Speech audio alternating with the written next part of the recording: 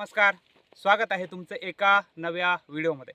मित्रांनो, आज आलेलो आहोत आपण गंगाखेड तालुक्यातील नावलगाव तांडा या गावामध्ये. मित्रांनो, ऑर्गॅनिक शेतीचं तुम्ही नाव ऐकलं असेल. यामधून तुम्ही लाखो रुपये या ठिकाणी कमवू शकता. परंतु या ठिकाणी तुम्हाला व्यवस्थित असं मार्गदर्शन असणं सगळ्यात महत्त्वाचं आहे. या गावामध्ये भरपूर असे 25 ते 30 शेतकरी असे आहेत की ज्यांच्याकडे 25 ते 30 एकर मिरचीचा प्लॉट आहे. ते आज आपण पाहण्यासाठी आलेलो आहोत. मित्रांनो, या ठिकाणी आपण बघू शकता की हे जे या ठिकाणचे जे 3 तास आहेत, हे 3 तास ऑर्गॅनिक शेतीचे आहेत आणि त्याच्या पलीकडे आपण पाहू शकतो या ठिकाणी आपण बघू शकता आहे की हे गावठी मिरची आहे. या ठिकाणी बघा, याला इकडे दाखवा एकदा. या ठिकाणी बघा, ही अशा पद्धतीची मिरची आहे. ऑर्गॅनिक पद्धतीची या ठिकाणी फवारणी केल्यामुळे या ठिकाणी कीड या ठिकाणी दिसत नाही. आणि परंतु या मिरचीला बघू शकता तुम्ही काही प्रमाणामध्ये रोग आहे. याचं उत्पन्न तुम्ही बघू शकता मित्रांनो.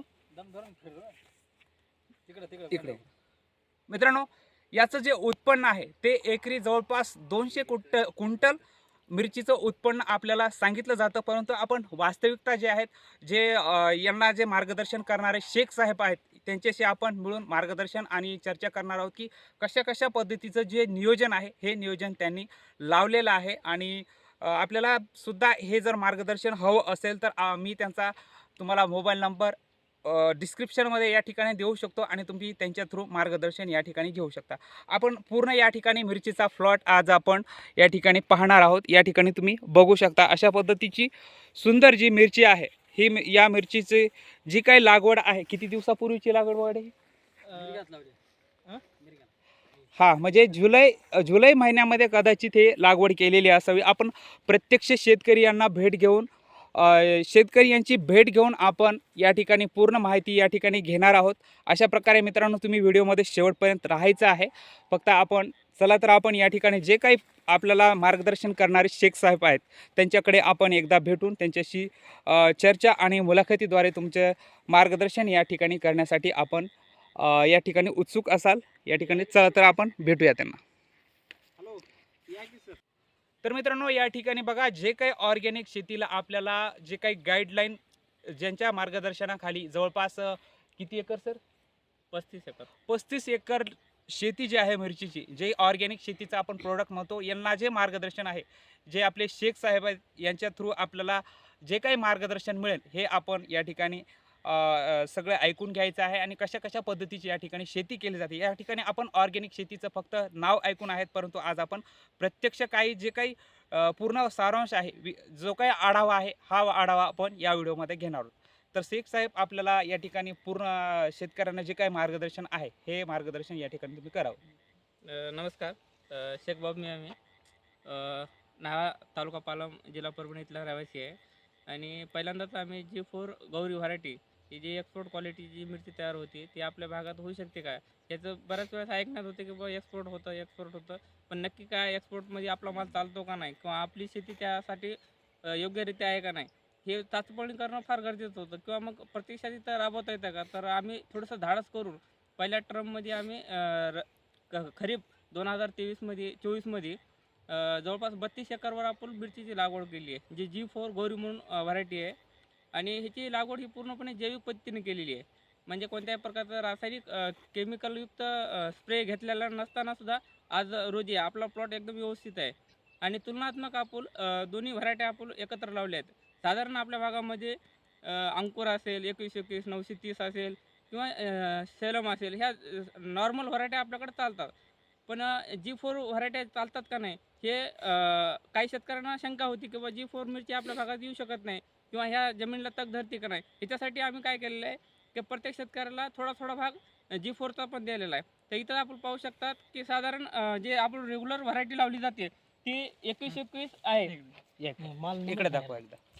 21 व्हरायटी आहे. आज रोजी जर ह्याच्याकडे पाहितलं तर पूर्णपणे रोगीट झालेली व्हरायटी आहे. एक पान सुद्धा व्यवस्थित नाही आहे. याचा थ्रिप्सचा माकोडा आणि पान गळती पूर्णपणे झालेली आहे. त्याचबरोबर ह्याला माल सुद्धा शिल्लक राहिलेला नाही. मागला जो पाऊस काळ झाला होता, त्या पाऊस काळामध्ये मोठं नुकसान ह्या मिरचीचं झालेलं आहे. साधारण आपण बघू शकता की अर्धा एकरचा प्लॉट आहे, आणि अर्ध्या एकरच्या प्लॉटमध्ये साधारण आपण जर एवढा विचार केला उत्पन्नाचा तर ह्याच्यामध्ये एक 2 ते 2.5 क्विंटल उत्पन्न आतापासून निघालेलं आहे. आणि आज रोजी जर व्हरायटी बघितली आपण तर पूर्णपणे बाहेर काढायच्या पोझिशनमध्ये आलेली आहे. पण भविष्यात ह्याच्यामध्ये उत्पन्न निघण्याची शाश्वती नाही. पण त्याचऐवजी जर आपण G4 गौरी जी व्हरायटी आपण लावलेली आहे ही चांगल्या कंडिशनमध्ये आहे. त्याचबरोबर ह्याच्यामध्ये मालाची साईज पण व्यवस्थित आहे. हिरव्या कलरचा माल आहे आणि चांगला वजनदार सुद्धा माल आहे. आपल्या भागामध्ये नक्कीच एक्सपोर्ट क्वालिटीचा माल तयार होतो का तर यस तयार होतो. हे एक चांगलं उदाहरण आपल्याकडे सेट झालेलं आहे. सर्व शेतकऱ्यांना माझी विनंती आहे की नक्कीच या प्लॉटला व्हिजिट द्या. प्लॉटचा ॲड्रेस आहे न्हावा, तालुका पालम, जिल्हा परभणी. माळेगाव रोडवर प्लॉट आहे. आणि हे प्लॉट जसं आम्ही डेव्हलप केलेलं आहे त्या मानाने ही जमीन जर बघितलं आपण तर की साधारण मुरमाड जमीन आहे. म्हणजे भारी जमिनीवर अजून याच्यापेक्षा चांगला प्लॉट डेव्हलप होऊ शकतो. हे दोन्ही जे बेडमधलं अंतर आहे 4 बाय 4चं अंतर आहे, 4 फूट आहे. आज रोजी जर बघितलं तर 4 फूट अंतर पूर्णपणे मिळत आलेलं आहे. अशी रनिंग मीटर 1 फूट आहे. ओके.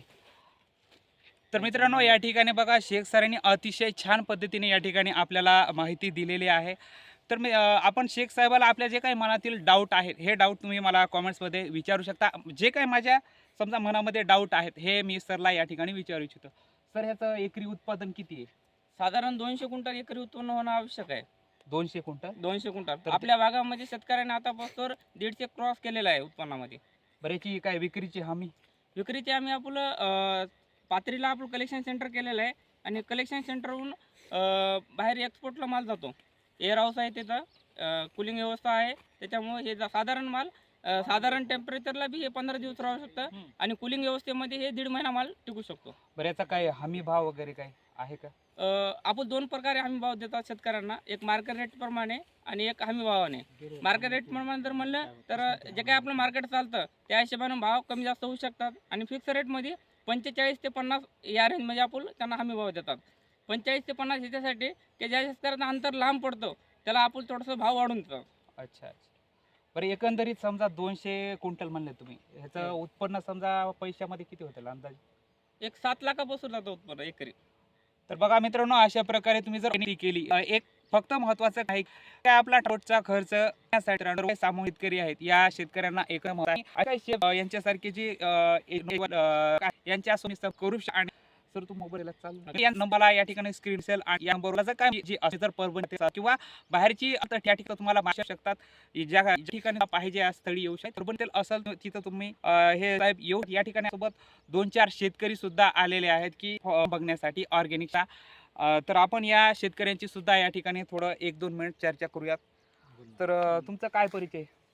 नागेश विश्वनाथ बोबडे, राहणार पडेगाव, तालुका गंगाखेड. मला शेख साहेबाशी चर्चा केली आम्ही. तर आपल्याला अर्धा एकर लावायची आहे इच्छा आहे, तर आम्ही लावणार आहे. अच्छा, तुमच्या गावामध्ये किती लोक आहेत? त्या गावामध्ये भरपूर लोकसंख्या आहे. तर मित्रांनो अशा प्रकारे बघा सर तुम्हाला काय बोलायचं आहे? हां इकडे सरला बोला. कैलास महादेव कोरके, राहणार बनपिवळा, तालुका गंगाखेड, जिल्हा परभणी. माझा बी विचार चालला आहे अर्धा एकर करायची. तर मित्रांनो अशा प्रकारे बघा वेगवेगळे जे काही प्रचलित जे शेती असेल या म्हणजे मराठवाड्यामध्ये जे काही दुष्काळी भाग या ठिकाणी समजला जातो, पाण्याने कशा पद्धतीने या ठिकाणी शेती जात असते. कापूस आणि सोयाबीनच्या बाहेर निघून आज शेतकरी आपले मिरची उत्पादन असेल किंवा वेगवेगळे स्ट्रॉबेरी उत्पादन असेल, म्हणजे स्ट्रॉबेरीज म्हणायला लागलो, काय म्हणतात हो त्याला, ते एक फळ आहे ड्रॅगन फ्रूट. या ड्रॅगन फ्रूटची पण शेती केली जाते या ठिकाणी. अशा पद्धतीची जी शेती आहे या ठिकाणी मराठवाड्यातील शेतकरी आज करू लागला आहे आणि अत्यंत या ठिकाणी ही एक सुखद गोष्ट म्हणावी लागेल. मित्रांनो अशा प्रकारे हा आजचा व्हिडिओ होता. जर काही तुमच्या शंका आणि असेल तर तुम्ही मला कॉमेंट्स बॉक्समध्ये नक्की कळवू शकता. आजच्या व्हिडिओसाठी एवढंच. धन्यवाद.